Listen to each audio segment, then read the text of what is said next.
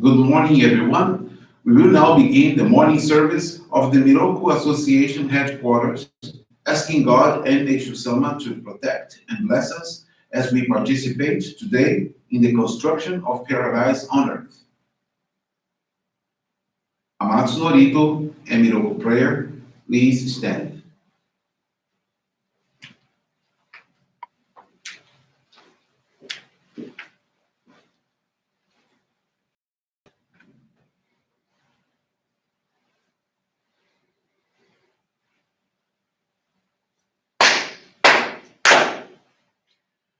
Taka amahara ni kamsumarimasu. Kamurogi kamuromi no mikoto mochide. Sumemi oya kamu izanagi no mikoto. Atsukushi no himu kano tachi hana no. Dono agi harani isogi harai tamo toki minari maseru harai dono kami tachi moro moro no magagoto tsumi kegare o harai tamae kiyome tamae tomao sukoto no yoshi o Amatsu kami kunitsu kami aoyoro suno kami tachi tomo ni ame no fuji koma no mimi puri tatete kikoshi mese kashiko mimu maozu Miroku o mikami mamori tamae saki ae tamae Miroku o mikami mamori tamae saki ae tamae Oshie miya nushi no kami mamori tamae saki ae tamae Oshie miya nushi no kami mamori tamae saki ae tamae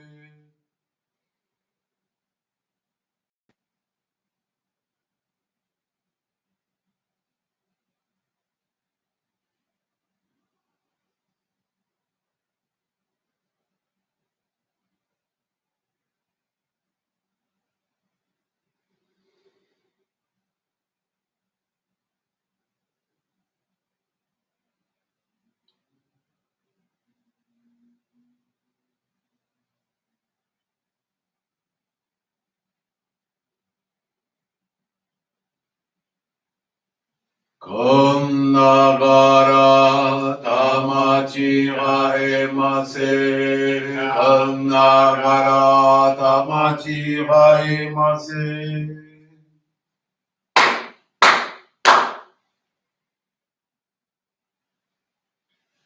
Great God of light, creator, giver of all life, in accordance with your divine will, the long age of night draws to an end.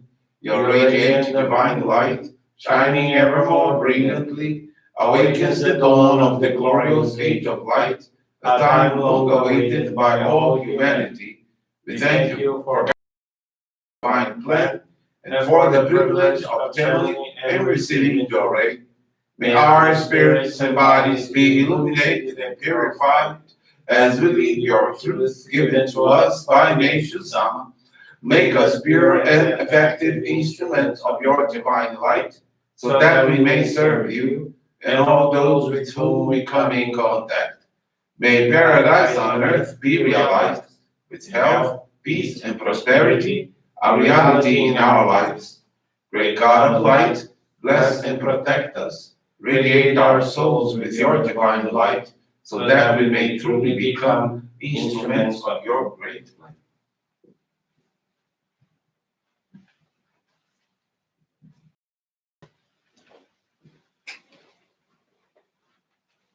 Please be seated. We will now receive group Johrei.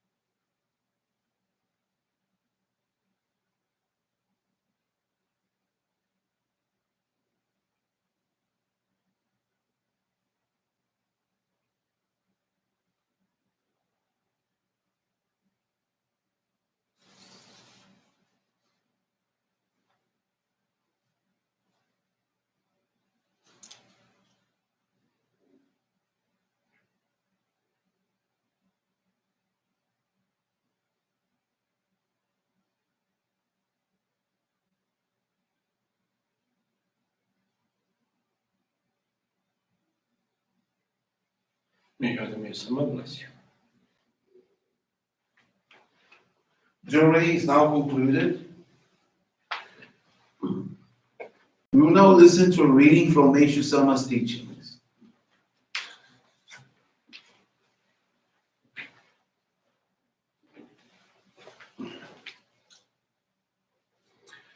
In service to humanity, born as human beings, it is our duty to strive our utmost for peace in the world and the happiness of others.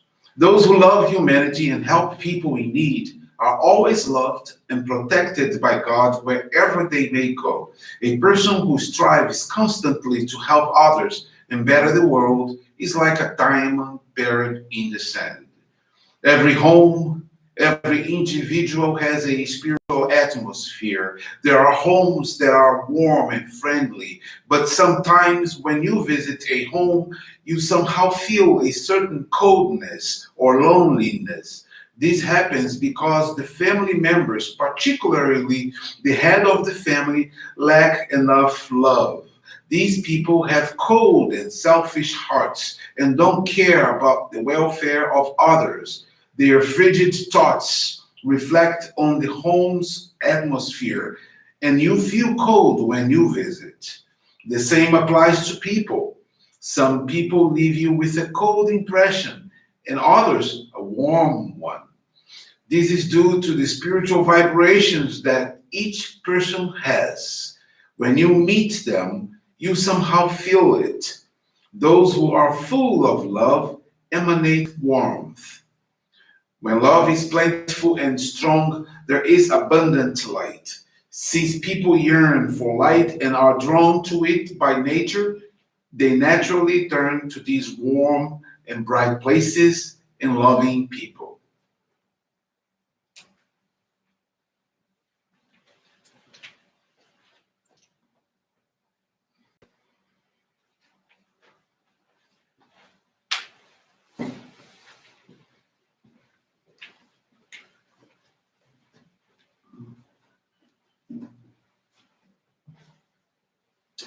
Good morning, everyone. Thank you for joining this morning service of the Miroku Association.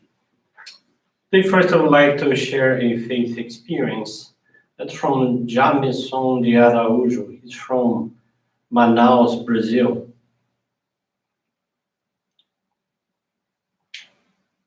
Jameson is 49 years old. He has been a Johrei member for 27 years. He dedicates as an officiant during services, doing voiceover and channeling Johrei on Saturdays at the center.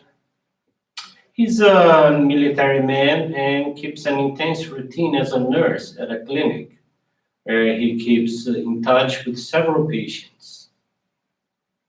In early April 2020, he was stricken with a disease in his right eyeball, diagnosed as toxoplasmosis, which caused him a lot of pain, redness, and a strong pressure that made the eye feel like it was going to pop out. The doctor prescribed eye drops for pain, which he used only for the first few days. After that, when the pain intensified, his wife would give him Johrei, which provided immediate relief. On the day of the Johrei Center's April monthly appreciation service, the minister asked him if he was all right. He told his minister about the eye purification that he was going through for a week, and his minister instructed Jameson to go to the Johrei Center to receive 1 hour of Johrei with him every day.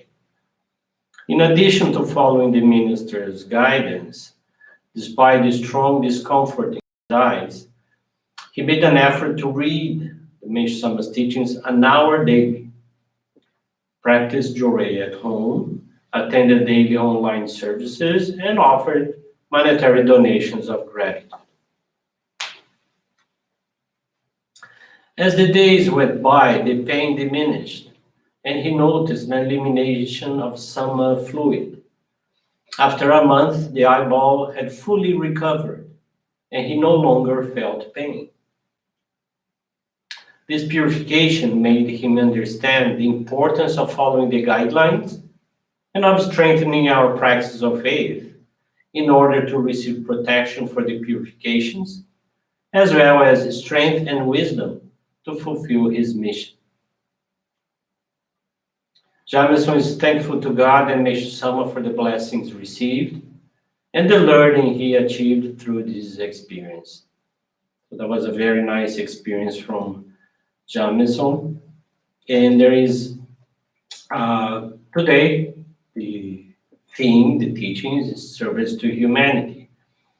And Reverend Katsuichi Watanabe, who was one of the greatest disciples of Meishu-sama, wrote many things, wrote his memoirs entitled My 100 Faith Experiences.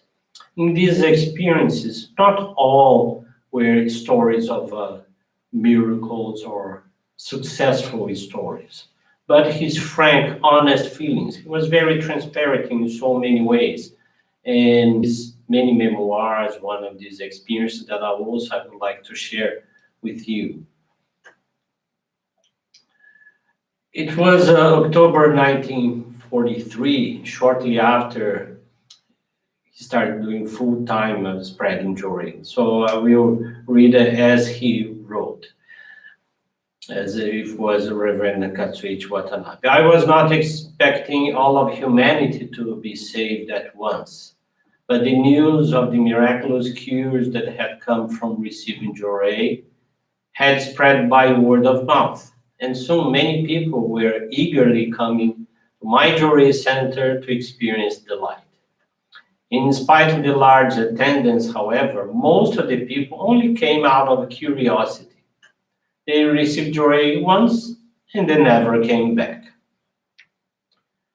Every once in a while, I receive a request to give Johrei and to otherwise be of assistance to people with incurable diseases. People who were too debilitated to come to the center themselves. It was obvious to me that in such cases, that the people who asked me to come only saw me as some sort of an exorcist or a lowly healer. Since my time was precious, I had no choice but to decide that I would only keep channeling Johrei and otherwise providing assistance to those who were willing to know more about Meishu-sama's teachings. Unfortunately, there were only a handful of people who brought new people and guided relatives and or acquaintances to Johrei after they themselves had received the blessing of a healing. One day I received a request from an older man. He used to come to the center every day. He said, "Oh, Reverend, a young woman I know is suffering from a serious case of tuberculosis. Can you come help her? The parents of this young woman would really like you to start giving her Johrei, and I promise to accompany you to their home." Saying this, he bowed his head in reverence. I immediately responded to his request by saying that I already had several appointments scheduled. I told him that I wouldn't have time until late that evening, even though I didn't really have any other appointments. The reason I had said that was to see how strong the man's desire was to save the young woman, and to see how strong the family's desire was to receive Johrei. The man said that it didn't matter, and that I was welcome anytime. I tested the man once more and said, "Well, I can only channel Johrei and be of assistance to her after midnight. Are you sure it's no problem?" The man replied, "Oh, anytime you can make it is fine. You can be sure that I will await your visit." The compassion he felt for the young woman's great pain was written all over his face. Seeing this, my doubts were dispelled, and I said, "Well, in that case, I can channel Johrei to her at 8 o'clock tonight. The other people that I was going to channel to are not suffering from disease as serious as hers." That evening, the man and I walked for more than 20 minutes through dark streets and alleyways until we got to the place. I must admit that I would not be able to find my way there again without someone showing me the way. The house itself was small and falling apart, and at first sight it looked extremely dark and dirty. An entire section of it was without a roof. It had almost no floor tiles, and what they referred to as the kitchen was out on the porch. The furniture in the house was in a completely disarray, and there was a mattress in one corner of the room. I guess that their home had been destroyed in the air attacks of the war, and they had found temporary refuge in this place. The head of the family looked to be about 45 years old, and his wife looked to be less than 40. Besides them, there was the daughter, who was not yet 20 years old, completing this family of three. This young woman, in spite of being weakened by the disease, was extremely beautiful, and this caused me to feel even more compassion for her suffering. I immediately started giving her Johrei, saying in a soft voice, trying to give her encouragement. Oh, don't worry, you will get better. 2 days later, I received a visit from the mother of the young woman to ask me to come back to their house to give assistance to their daughter. So I left with her immediately. 2 days later, I again received a request from the old man that told me, I was at the young woman's house, and I feel that she's near the end. She feels so good when she receives your Johrei. Please, Reverend, go there once more before she passes away. In spite of the fact that it was late at night, past 10 o'clock, I couldn't refuse his request, and I went with him once again to the house of that young woman. I felt something in the air urging me to hurry. In fact, when I got there, I only saw the sad vision of the parents cleaning up the corpse. Unfortunately, she had already passed away. I didn't know what to say. I could only be still, watching the sad scene with a broken heart. What gave me some comfort was to notice that there was no sign of suffering on the young woman's face. Her parents were dressing her, all the while in tears, were still thanking me. Oh, thank you, Reverend. She waited until the last minute for your Johrei. Before she passed on, she asked us to thank you for your love and assistance. How painful these words were.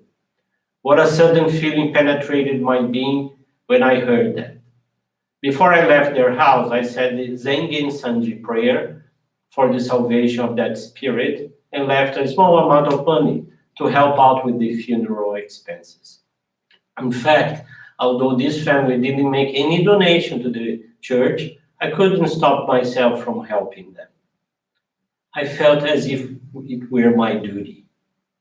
I returned to the center, led by the old man, all the while enveloped by that sad feeling. The silent streets seemed to share my pain. I thought to myself, why does that family have to live so far away? If I had known them earlier, or if they had lived close by, who knows if it could have been of more, if I could have been of more use to them. I felt inside me a fervent desire being born to help as many people as possible with similar afflictions, teaching them the meaning and the beauty of Meishu-sama's teachings. At the same time, I decided to let the families of sick people become members as quickly as possible, so that in cases such as this young woman, they wouldn't need me specifically to channel Johrei. If their parents were members, they could give them the light of Johrei with peace of mind and alleviate their suffering. And who knows, maybe even save their lives. So that was a very meaningful experience. I always remember that passage because, yes, we want people to help themselves when in a family, if people can share the wonderful, powerful light of Johrei, in cases like the story we just heard, they will be helping each other, supporting each other. Even the previous experience I shared today about Jameson de Araújo, so he was receiving Johrei from his wife. He received Johrei from his minister, but his wife was always also giving him Johrei. So that's why it is important when we have someone next to us, like a family members, and when there is a time of need, a time of purification, then we can offer the support of Johrei. So that's what I'd like to share with you. Wish you a very wonderful day, success in your mission, and looking forward to see you in our upcoming evening and morning services ahead of us. Thank you very much. This brings to a conclusion of our morning service. Thank you, everyone, for joining us, and have a blessed day.